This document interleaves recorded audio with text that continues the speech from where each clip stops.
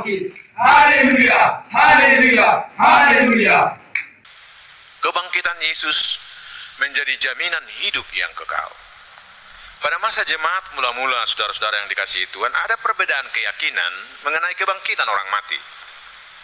Dan untuk itu Paulus menegur mereka yang meragukan kebangkitan itu. Dikatakan, sebab jika tidak ada kebangkitan, maka iman kita menjadi kosong. Namun karena Kristus telah bangkit, kita memiliki pengharapan yang pasti bahwa kematian bukanlah akhir. Bagi setiap kita yang percaya, ada kehidupan kekal yang telah disediakan oleh Tuhan. Inilah penghiburan besar bagi kita, terutama ketika kita harus berpisah dengan orang-orang yang kita kasihi. Air mata dan duka memang nyata, tetapi tidak tanpa harapan.